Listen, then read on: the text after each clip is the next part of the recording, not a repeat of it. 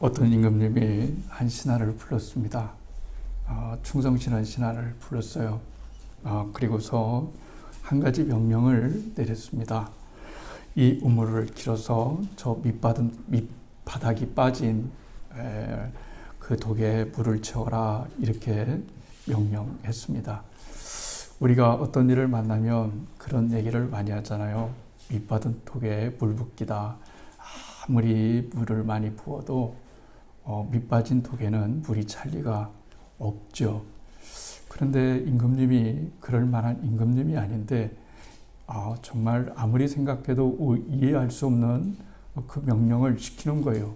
그리고 밑빠진 독에다, 본인도 알고 몰라서 시킨 것이 아니고 밑빠진 독에다가 물을 우물가에서, 그 옆에 우물가에서 길어서 채우라 그랬어요.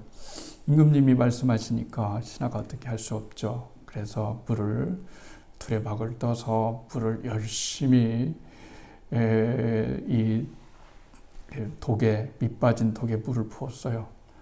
얼마나 사람이 힘들겠어요. 그렇죠? 뭐 부으면 빠지고 부으면 빠지고, 뭐 하루 이틀 3일 일주일 계속해서 임금님이 그 일만 시키는 거예요. 그런데 이 사람이, 신하가 싫다는 말 하지 않고 그래도 임금님이 시켰으니까 뭔 뜻이 있을 거야. 밑빠진 독에 뭔 뜻이 있겠어요. 우리가 아무리 생각해도 밑빠진 독에다가 물 부으라 하면은 어떤 그 의미가 없잖아요. 그래도 임금님이 말씀하시니까 계속해서 물을 부었어요. 결국 어느 정도까지 이제 되냐면 문물물이 다 말랐어요. 얼마나 열심히 퍼서 했는데 밑바닥이 이제 보이게 되는 거예요. 그래서 딱 밑바닥에서 이렇게 보니까 뭐가 번쩍거리는 거예요. 그래서 그것을 이제 꺼내서 이렇게 봤더니 아주 세상에서 있을 수도 없는 큰 금이 막 반짝이고 거기 있었던 거예요. 그렇지만 이 신하는 기쁘지가 않았어요. 왜 기쁘지가 않았을까요? 임금님이 독에다가 물을 채우라고 했는데 물이 안 채워졌거든요. 그래서 임금님한테 가서 죄송스럽게 가서 얘기했어요. 임금님, 우물 바닥이 다 드러났는데 밑빠진 독에 물을 채우지 못했습니다. 원래 옛날 이야기가 그러잖아요. 전하 용서해 주시옵소서 뭐 그러잖아요. 아니, 용서받을 것도 아닌데 용서해 달라고 그랬을 거 아니겠어요. 그러니까 임금님 그렇게 말하고 임금님한테, 그렇지만 우물 밑에 금덩어리가 하나 있었는데 다행히 금덩어리는 하나 발견했습니다. 이렇게 말하니까 임금님이 껄껄 웃으면서 그것은 바로 주인이 당신 것이요, 당신에 대한 충성심을 시험해 보려고 그래서, 그러니 당신이 나에게 보여준 이 충성심을 결코 잊지 않을 것이고, 그리고 그 금덩이는 선물이니까 당신이 가지시오. 이렇게 여러분 했다고 그래요. 이 이야기는 왜 하죠? 근데 한번 생각해 보았어요. 인생을 살아가면서 하나님이 느닷없이 어떤 시험을 주시고 어떤 것을 요구하실 수 있습니다. 아무리 생각을 해봐도 이해가 가지 않아요. 왜 하나님은 이 지점에서 나에게 이런 일을 겪게 하실까? 왜 하나님은 나에게 그런 말씀을 하시는 걸까? 아무리 내가 이성적으로 생각을 해도 그게 온전하지 못한 것인데 왜 하나님은 그렇게 하시는 것일까라고 생각할 때가 여러분 있습니다. 주님께서는 우리를 시험하시는 분이 아니시고 유혹하시는 분이 아니시고 시험하시는 분이시다 그랬어요. 그런데 이제 목회를 하면서 생각해 보잖아요. 하나님 다 아시는데 그렇게까지 시험해 보실 수 있을 필요가 있을까요? 내가 과거에 어떤 사람, 현재의 어떤 사람, 미래의 어떤 사람인 줄 아시는데 저한테 어떤 일을 해봤자 이미 하나님 아시는 것을 그렇게 하실 필요가 있을까요? 이렇게 생각을 해보지만 그러면 삶의 이해가 되지 않을 것 같아요. 그러면은 모든 것이 다 정지 상태입니다. 하나님이 다 아시니까 할 필요 없고, 하나님이 아시니까 뭐 할 필요 없고, 다 이렇게 정지 상태가 되잖아요. 그렇지만 하나님은 언제나 인간의 모습으로 오셔서 그 인간적인 언어로 인간적인 상황과 인간적인 문제를 하나씩 풀어나가는 분이시다. 이렇게 말할 수가 있습니다. 결단이라는 거 있잖아요. 결단. 새해 결단하잖아요. 내가 뭘 하겠다. 올 한해는 꼭 뭘 하겠다. 이렇게 결단하는데 종종 결단이 빗나갈 때가 많아요. 내가 이번에는 정말 이를 악물고 이 일을 한번 해봐야 되겠다. 이렇게 하지만 언제 가지 않아서 자기가 그것을 포기하든지 또 그것을 내려놓든지 그럴 때가 많이 있어요. 성경에 아주 멋진 인물이 하나 있는데요. 나중에 한번 얘기해 볼 기회가 있는데 저는 여러분은 누구를 좋아하는지 모르겠지만 저는 요즘 좀 많이 바뀌어요. 나이 들어가면서 좋아하는 인물이 취향이 좀 바뀌어지는 것 같아요. 그런데 어떤 사람을 요즘은 매력 있게 보냐면 삭개오 아시죠? 삭개오. 야, 저는 이 삭개오가 이렇게 멋있는 사람인지 몰랐어요. 막 삭개오 하면 민족 뭔 생각이에요? 주일학교 생각하죠. 삭개오 하면 뽕나무에 올라가가지고 삭개오야 내려와라 그냥 네 하고 내려와가지고 집에 가서 예수님 영접하고 대접하고 뭐 이런 얘기가 나오는데 삭개오의 직업은 세리장입니다. 세무서에 근무했죠. 그러니까 세리의 우두머리라고 말할 수가 있습니다. 이스라엘 백성에게 있어서 가장 천박한 직업. 지금은 천박한 직업이 어디 있어요? 다 훌륭하죠. 어떤 직업 하나 정말 중요하죠. 그런데 그들은 나눴어요. 그래서 세리 같은 직업, 이거 정말 끔찍한 직업이라고 생각했어요. 왜냐하면 우리도 아듯이 이 세리는 세금을 받는 사람이잖아요. 그러니까 세금을 받아가지고 예를 들어서 이 사람은 이 집에서 세금을 10만 원 받아야 되는데 한 20만 원 정도 받아가지고 20만 원을 받아서 이제 10만 원 자기가 갖고 또 10만 원은 노마에다 내고 이런 관계가 있으니까 정말 미흡죠. 얼마나 미흡겠어요. 그러니까 이 세리는 어떤 사람보다 더 밑에냐면 창녀보다 더 밑에 취급을 받았어요. 그런데 돈은 많이 벌어요. 근데 친구가 별로 없으니까 이제 세리 공무원끼리 우리식으로 하면 공무원이죠. 끼리 이렇게 지내고 있어요. 그런데 또 하나의 인물이 있는데요. 오늘 읽었던 레위예요.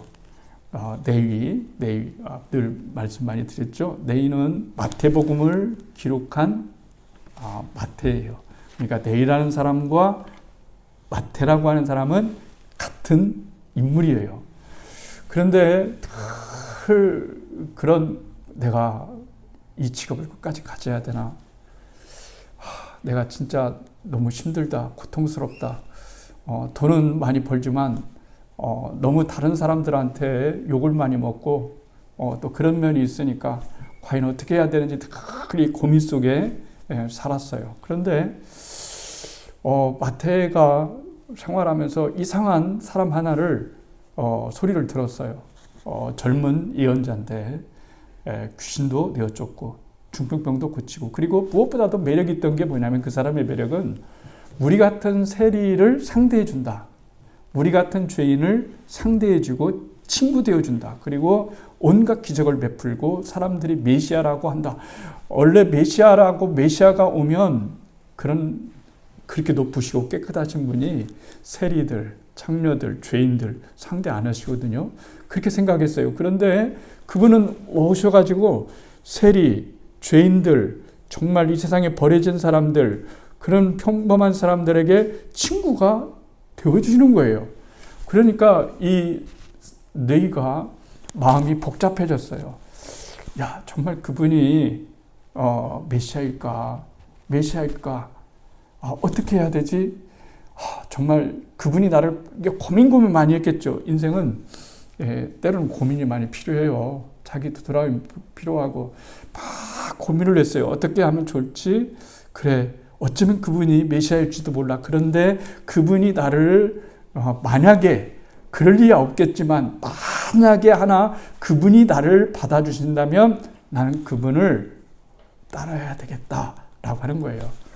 고사성어에 좀 들어보지 않은 단어일 수도 있고 들을 수도 있는 단어인데 줄탁동시라는 말이 있어요.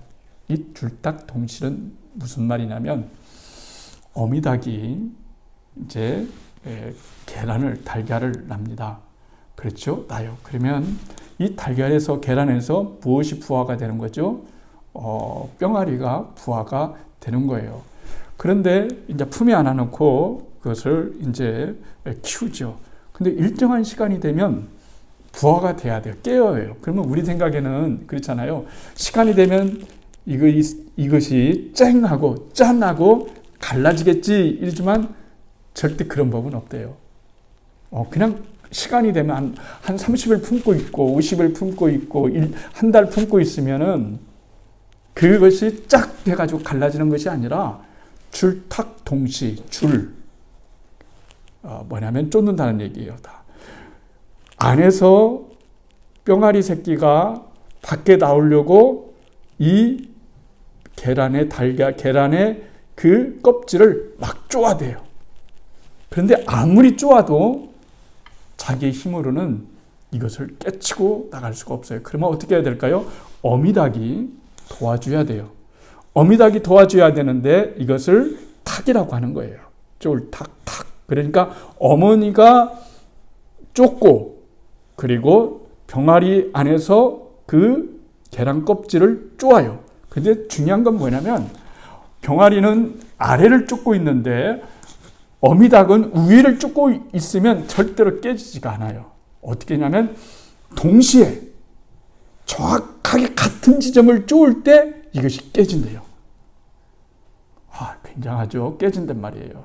그러니까 새끼가 쫓는 그 지점과 엄마가 쫓는 지점, 그러니까 팍팍팍팍 쫓는 거 봤죠? 여러분 한 곳에만 계속 집중해서 이렇게 쫓는 거 봤잖아요. 그 다음에 여기도 쫓고 그래서 동시에 줄탁동시가 딱 이루어지면 병아리가 드디어 새로운 생명을 갖고 여러분 나는 거예요. 하나님이 우리를 여러분 불러주셨어요.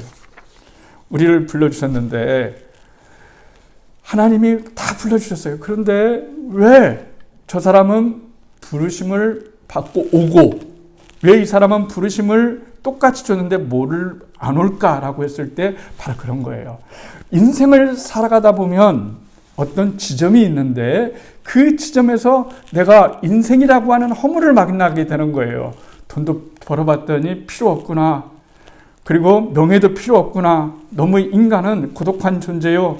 그리고 머지않아 그렇잖아요. 지금 저도 성지순례를 간다고는 했는데 이란하고 이스라엘하고 이제 그쪽에서 미사일을 발사했잖아요. 그러면 이스라엘도 가만히 있지 않겠잖아요. 막 이제 서로 주고받을 거예요. 그러면은 생각지도 않은 사람이 죽게 되는 거죠. 인생이라는 게 참 그래요. 그냥 억울하게 죽는 거예요. 이게 억울하게 죽는데 이게 여러분 이 죽음이라는 게 이게 묘한 거예요. 이제 이 톨스토이의 이반 일리치의 죽음이라는 책이 있어요. 이반이 이런 거예요. 아주 어려운 삶에서 성공해야 되겠다 해가지고 아무튼 수단 방법을 가리지 않고 고등법원 판사까지 올라갔어요.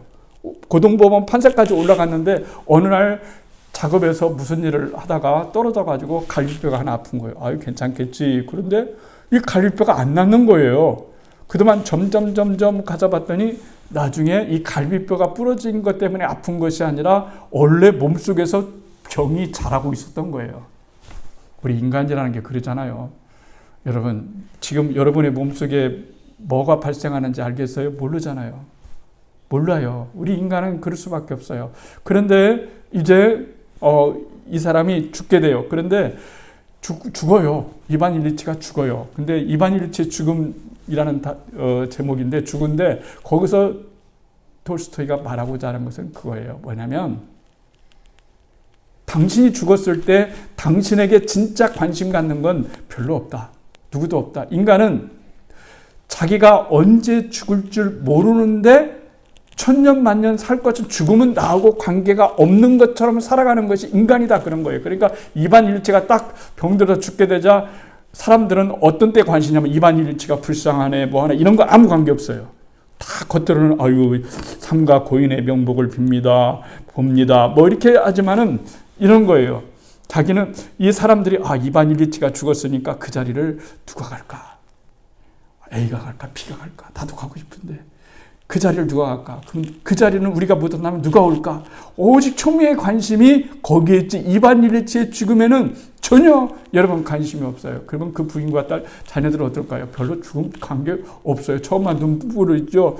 나중에 남편이 죽으면 돌아오던 이제 수입이 안 들어오니까 어떻게 살 것인가. 그 다음에 연금은 또 얼만큼 받아야 될 것인가. 이런 데에 관심 있고 이반일체의 죽음은 철저하게 사람과 예면되어 있다는 그 작품이 바로 그 작품이에요. 세리가 이 내가 그런 인생의 그런 나름대로의 의미를 찾으려고 한 거예요. 근데 의미를 찾지를 여러분 못하는 거예요. 의미를 찾지를 못하는 거예요. 그래서 예수님께서 나를 불러주셨으면 좋겠다라고 했는데 그날 예수님께서 이제 공무원인데 거기서 일을 하고 있는데 예수님이 지나가면서 내일을 보시면서 나를 따르라 하니까 딱 따르는 거예요.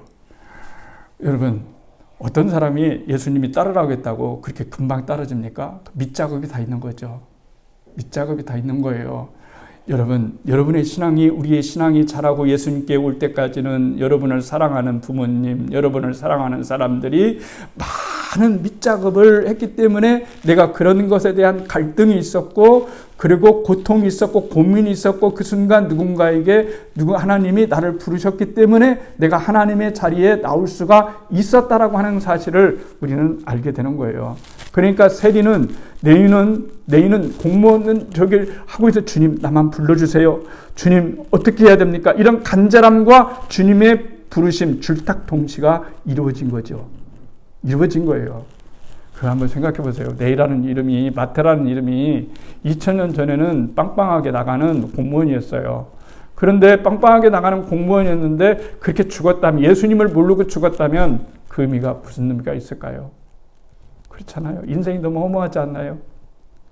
내가 이렇게 어느 날 살다가 갑자기 죽고 내가 이 세상을 끝마친다고 하는 것이 전부이다고 한다면 내가 천국을 가지도 못하고 구원도 받지고 못 받고 간다고 한다면 내 인생이 얼마나 허무하고 마음이 아픈 일이 될 수 있을까라고 하는 것이죠. 그러니까 이제 이 레위는 어떻게 했냐면은 주님이 따르라 하니까 곧장 결단하고 이미 결단한 거예요.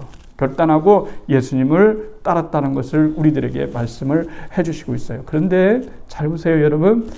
내일을 불렀던 그 자리가 어떤 자리입니까? 삶의 자리였어요. 직장의 자리였어요.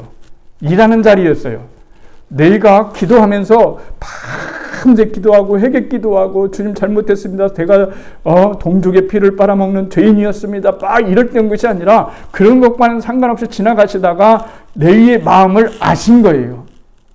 이게 중요한 겁니다. 인생에서 여러분 마음을 아시는 사람이 누구 있을까요? 없어요, 사실. 저도 제 안의 마음 모르고요. 아내도 저 마음을 모릅니다. 인간은 그렇게 살아가는 거예요. 그런데 예수를 믿는다, 하나님을 믿는다라고 하는 그 가장 중요한 핵심이 무엇이냐면 하나님은 나를 아신다라고 하는 거예요. 아신다는 것이 불리한 점도 있지만 유익한 점이 훨씬 더 여러분 많은 거예요. 인생을 살아가다 보면 억울함도 있고 그리고 인생을 살아가다 보면 실패도 있고 아픔도 있고 여러 가지가 있지만 그러나 그때마다 주님께서 우리를 다가와 주시면서 나를 따르라 이러는 거예요. 그러니까 주님께서 나를 따르라 하니까 베드로 이 레위가 모든 것을 버려두고 예수님을 따랐다라고 이렇게 말하는데요. 레위는 정말 멋진 사람이에요. 베드로보다 멋진 사람입니다. 저는 그렇게 생각해요. 베드로는 예를 들어서 훌륭한 장점이 있고 충성심이 있는 거 사실이에요. 그런데 베드로는 직업이 어부잖아요. 그러니까 언제든지 돌아가면 되는 거예요. 예수님이 가짜다. 따라봤더니 예수님이 메시가 아니었다. 이렇게 하면 다시 어부의 자리로 가면 되는 거예요. 그러나 레위는 그렇게 열심히 우리식으로 얘기하면 공부하고 열심히 취직 준비하고 열심히 그렇게 하면서 그 자리에까지 올랐는데 이제 떠나면 다시 들어갈 수가 없습니다. 다시 들어갈 수가 없어요. 그러니까 레위는 다른 사람보다 훨씬 더 많은 결단을 하고 예수님을 쫓은 거라 이렇게 말을 할 수가 있는 거예요. 두 번째는 이 레위가 너무너무나 레위가 감사했어요. 나 같은 사람 불러주신 거 여러분 감사했어요? 저는 소원이 하나 있어요. 뭐냐면 우리 교회 나와서 예수 안 믿었는데 예수를 믿게 됐어요.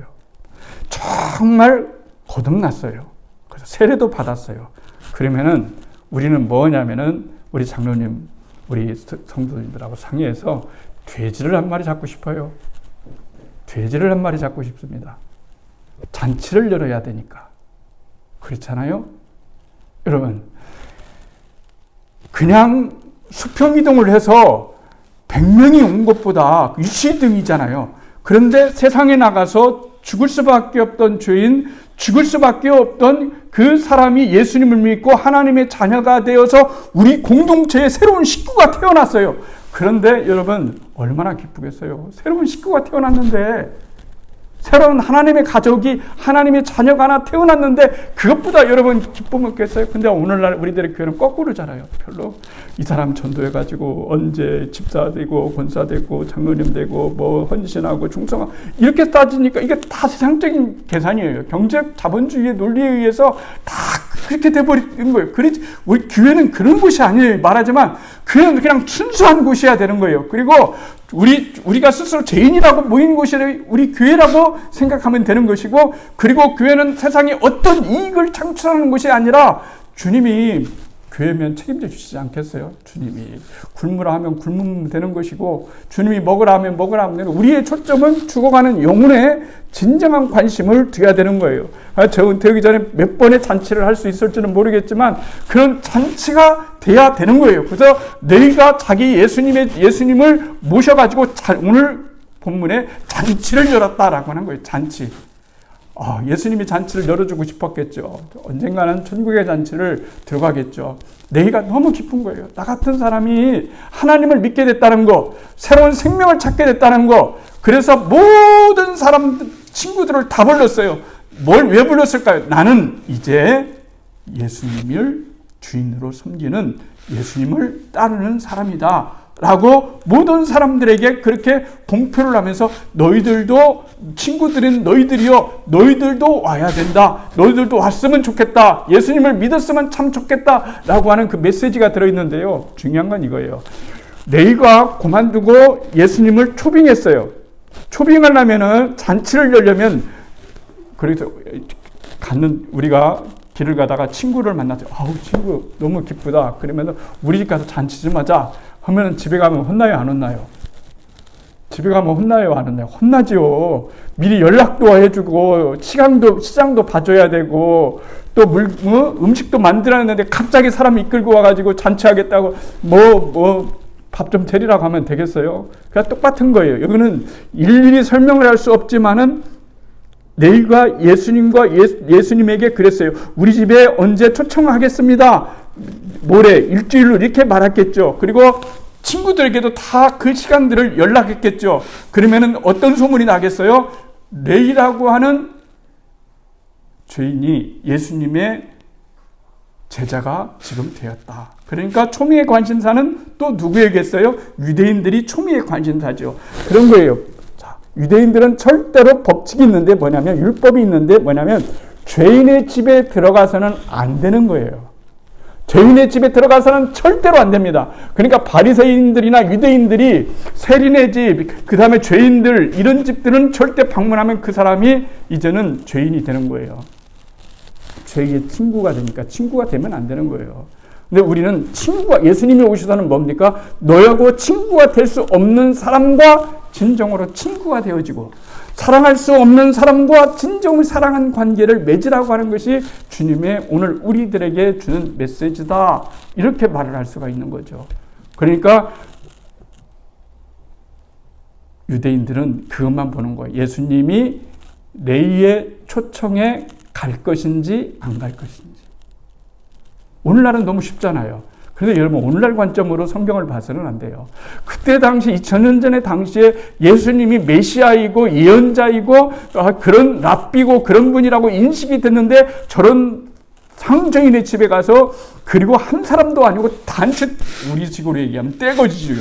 떼거지인 레위인 그 세리들하고 같이 식사를 한다는 것은, 이것은 정말로 있을 수가 여러분 없는 거예요. 그러니까 그들의 초점은 예수님이 가냐 안 오냐, 안 가냐 가느냐라고 했는데, 예수님은 니네가 와라 이렇게 하지 않고 내가 가겠다. 복음이 그런 거예요. 네가 오지 않으면 내가 간다. 내가 가는 거예요. 예수님이 가는 거예요. 그러니까 우리가 예수님을, 저는 어떻게 하다 보니까 제가 왔어요. 이러지만 사실은 누군가를 통해서, 누군가의 그것을 통해서 바로 누가 오셨냐면 예수님이 내 마음에 오셨기 때문에, 성령이 내 마음에 오셨기 때문에 내가 거기에 반응한 거예요. 그러니까 액션과 리액션이 있는데, 액션은 하나님이 하시는 거고 인간은 리액션을 하는 거예요.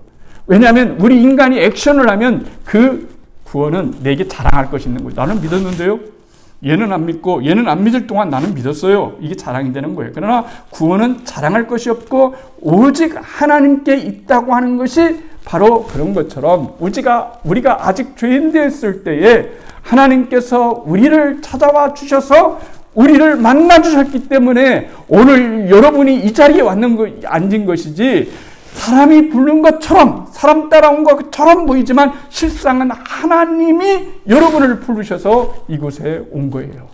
신앙은 다 그렇게 출발하는 겁니다. 나중에 세월이 지나면, 그게 나를 부르심이었구나, 하나님이 나를 부르셨구나, 이렇게 말하는 거예요. 여러분이 전화 오면 몇 사람이나 친구 올 수 있죠. 올 수 있죠. 하다못해 여러분, 통장한테 전화하면 통장님 오실까요? 안 오죠?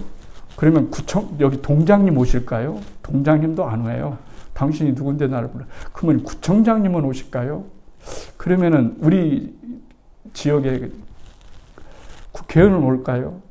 장관은 올까요? 총리는 올까요?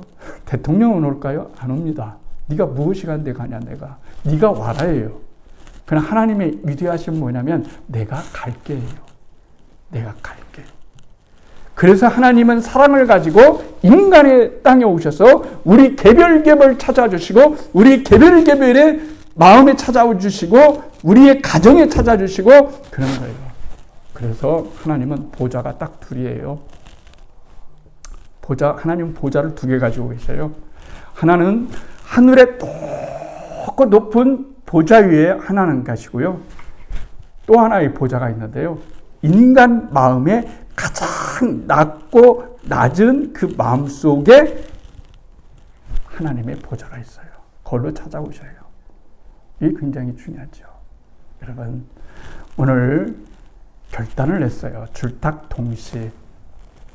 내가 안에서 쪼아도 되지만 주님이 나에게 쪼아주셔야 주님의 부르심의 결단에 하나님의 놀라운 섭리로 새로 태어나지고 하나님의 놀라운 은혜가 있는 겁니다. 또 한 가지, 주님께서 우리가 삶의 현장에 있을 때 더 많이 말씀하신다는 것을 기억했으면 좋겠어요. 내 삶의 현장에서 주님은 내 그 직장의 현장에서 찾아가 주셨어요. 그리고 그 잔치를 찾아와 주셨어요. 주님은 언제나 우리들을 그만큼 사랑하시니까 그런 거예요. 이 모든 것들을 다 얘기하면 사랑인 겁니다. 주님이 우리를 사랑하신다는 거. 그래서 우리도 주님의 그 사랑을 배워서 주님을 사랑하게 된다는 거예요. 내일 어떻게 할 수 있겠어요? 오늘 이 시간이 얼마나 긴급하고 우리에게 중요한 일인가 하는 것은, 내가 예수를 믿고 구원을 받았다면 그것보다 더 큰 일이 없게 됐는데, 하나님이 그를 부르셨을 때는 반드시 쓰여지기 위해서 그런 거예요. 너는 평생 죽을 때까지 당신 김씨 아저씨 얼마, 그 다음에 복동이네 쌀 2가마니, 밀가루 한 부대, 이런 것만 적어가지고 평생 이런 것만 소리로 잘했던 이 사람이 무슨 의미가 있겠어요? 인생에 돈은 좀 벌 수 있을지 모르겠지만, 그런데 성경 마태복음을 기록할 수 있는 하나님의 놀라운 은혜를 주셨다는 것은 하나님이 여러분을 부르실 때는 분명하게 그 부르심에 대한 합당한 사명과 능력과 은총과 축복을 여러분에게 주시기 위해서 나를 부르신 거예요. 부르심에는 이유가 있는 거예요. 이유 없이 부르는 사람은 없어요. 이유 없이 부르는 사람은 없어요. 그러니까 저는 여러분 하나하나가 이 자리에 수를 보는 것이 아니라 여러분 하나하나가 앞으로 하나님을 위해서 살아갈 그 위대한 일들, 각자의 위치에서 살아갈 그 위대한 일을 생각해 보면서 오늘도 우리가 예수님을 믿을 수 있는 그 은혜를 주시는 주님께 감사를 드리겠습니다.